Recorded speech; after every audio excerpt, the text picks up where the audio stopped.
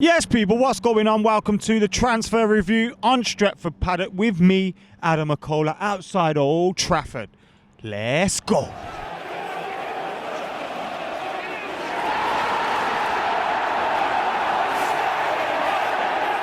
First things first, I gotta put something to bed.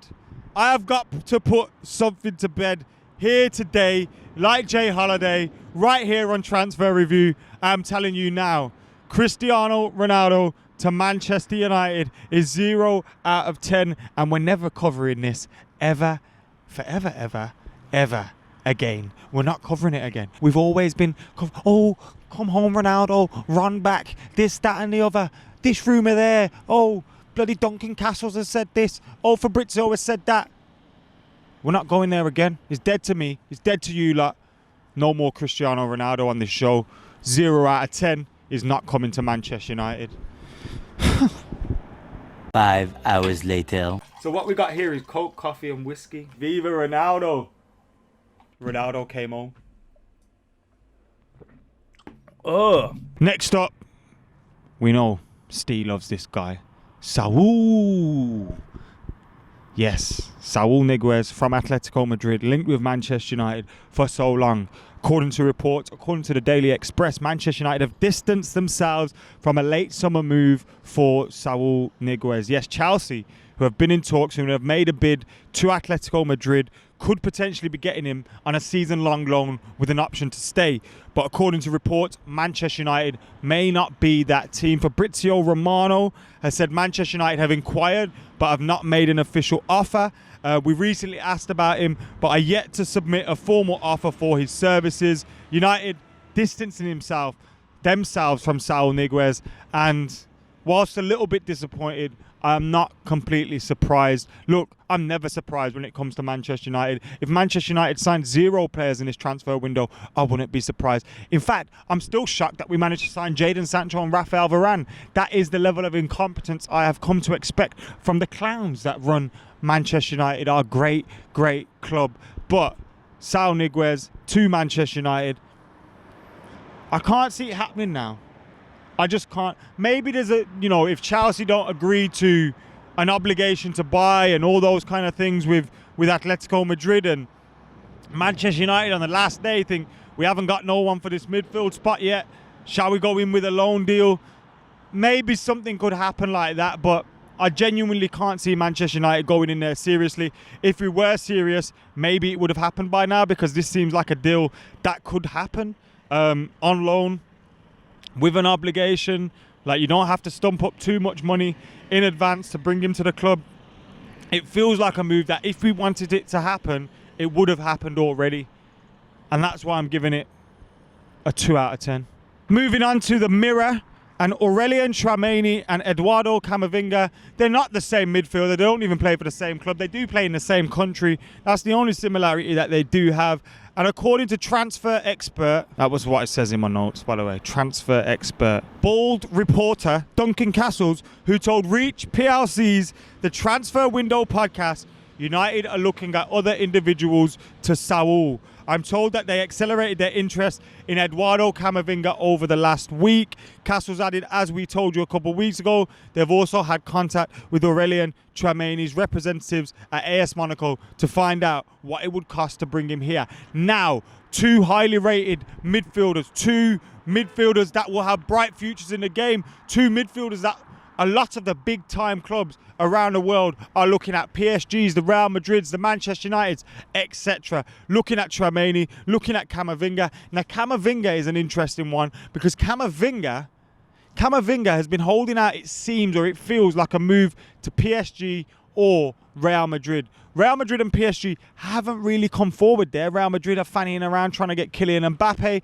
PSG, they haven't pushed forward for a move for Camavinga yet as well. We know what they've been doing in the market this transfer window, signing the likes of Ramos, Messi, Wijnaldum, etc. And Camavinga, therefore, is still on the market. Now, he could go for a free next summer, which means that he could be available for a cut price fee this summer, because his club aren't going to let him go on a free next summer. And Manchester United could then potentially swoop in and get him this summer at a cut price, you hear, around £30 million, which would be an absolute bargain. Now, his agent is Gareth Bale's agent, Jonathan Barnett, and he's trying to make a move happen to Manchester United. But it feels like the agent is more keen on making this move happen than maybe Camavinga is himself. I would love Camavinga to come to the club, but all these things kind of make me feel like this one isn't going to happen. Ollie's been a big guy for saying, like, I want players that really, really want to be here. Is he going to push the boat out for a player that's maybe hanging on for a free move elsewhere next summer? You look at Mbappe looking to hold on for a move to Real Madrid for next summer if he don't get his way this summer. Real Madrid could just be waiting for players to come on a free. And I expect we will see more of that from footballers holding out their contract. Look, Pogba's another one that could do it. Seeing out their contract and potentially, you know, any transfer fee that would have went to the club comes back to them in the form of a fat signing on fee or an even fatter wage packet. So I can see it becoming a thing for the future. And for that reason, I don't think Camavinga comes to Manchester United this transfer window. I think there's a chance, but a very slim chance. 2 out of 10. Now, can't get through a show without talking about this guy, but I'm going to try and keep it short and sweet.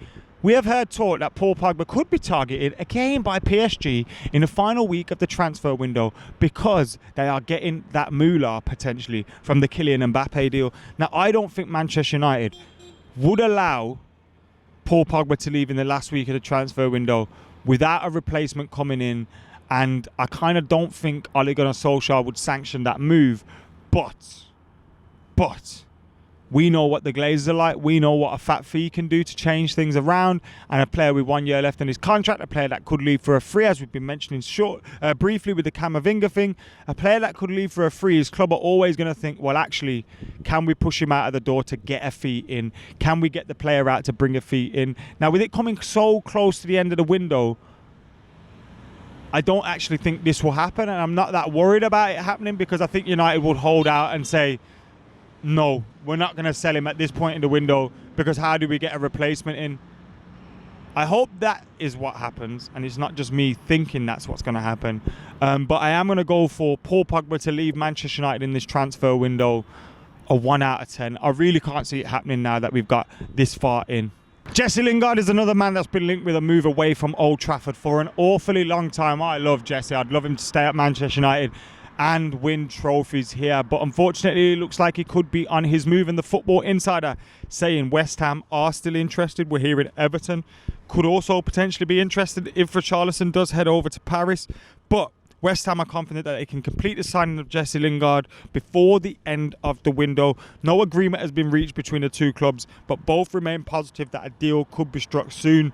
20-30 million pounds could be coming our way for Jesse Lingard. Now, maybe Manchester United have had to hold on to the end of the window in order to get the fee that they want. Maybe West Ham have waited towards the end of the window in order to try and force Manchester United's hand. But Jesse Lingard moving from Manchester United does seem to feel more and more likely. Now, I think it's dependent on Man United maybe, you know, shoring up who's going to leave on loan. Is Elanga going to stay? Is Ahmad going to stay? Are we happy with the final incomings? But I think Jesse Lingard will get his move. It might be one of those that goes to the final day of the window. I'm going to go Jesse Lingard to leave Manchester United and to join West Ham United. I think to leave Man United, I'd say probably a 7 out of 10 at this moment in time. To join West Ham, I'd probably say a 6 out of 10. I think there's a big possibility that he ends up there by the end of this window. 6 out of 10, 60% in it. So yeah, we'll go with that. Now, never did I ever think I'd be here reading a story about Phil Jones potentially leaving Manchester United. It's something that I've thought would always be a pipe dream, would always be something that we thought could happen but never would happen, and it'd just be here forever, outliving all of us. But Phil Jones has been linked with a move to Fulham. That's through 90min and MEN. The first club this summer that are looking for him is Fulham, who want him on loan. He hasn't played for the club since 2019, and this move could see him leave for game time. Now, we're hearing Teden Mengi could be set for a stay at the club, which kind of maybe signifies that this Phil Jones stuff could be true, because if Phil Jones stays, do you let Teden Mengi go? Although if Phil Jones stays, you probably still need Teden Mengi because Phil Jones is never fit anyway. Look, I am so sceptical about Phil Jones ever leaving Manchester United that I'm going to come out here and say this is a 2 out of 10 and hope I'm wrong, because yes, we don't want him. How do you get rid of a player that's constantly injured, is on a reasonably high wage compared to some of these other clubs? Like, it's difficult, and he doesn't seem to be showing any willingness or keenness to get out of the club either, which is understandable. He's got a contract and he's probably thinking, I'm injured. They've given me this contract. I'll see it out, but just need to get rid now, don't we? I can't see it happening. 2 out of 10, but I hope it does. So Manchester United in their pursuit for Kieran Trippier, we've heard that we have to get rid of a player to be able to make that one happen. Diogo Dalot has been linked with a move from Manchester United for a while now, and he's being linked with a move to Borussia Dortmund. Sky Sports are saying he could join Dortmund on loan with an option to buy or an obligation to buy at the end of it. We're not clear on that one just yet. And Manchester United are looking for that option to buy at the end of the deal. Now, Atletico Madrid are opening talks with Zeki Celik from Lille. He's a right back, which means they're possibly getting their replacement in for Kieran Trippier already. Man United are moving Dalot potentially to Dortmund, which then looks like it could free up the space for Kieran Trippier to finally join Manchester United. Trippier has been linked with a move to Arsenal, which is knocked back because he doesn't want to join Arsenal according to reports. And maybe now Diogo Dalot potentially going to Dortmund could give him the move back up north, to the back up north of England, that Kieran Trippier wants. So we're looking at Dalot to Dortmund, Dalot to Dortmund, Dalot to Dortmund. Seems like a move that'll happen, and in 2 years' time we'll be thinking, right back at Dortmund's good, we should have kept him.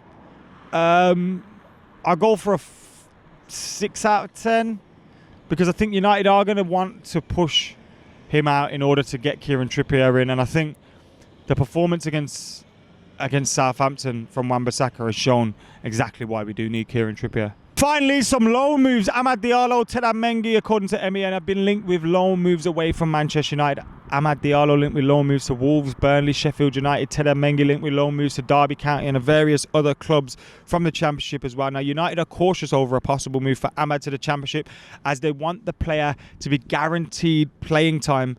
And, of course, Sheffield United are working on a deal for him at the moment. Amad Diallo. Now, why would you link in with a move to Burnley? It just seems like the opposite of everything that Amad Diallo wants to be in his career. So I can't see that one happening. Ted Mengi, look, if Phil Jones goes, the loan window stays open for a little bit longer, doesn't it?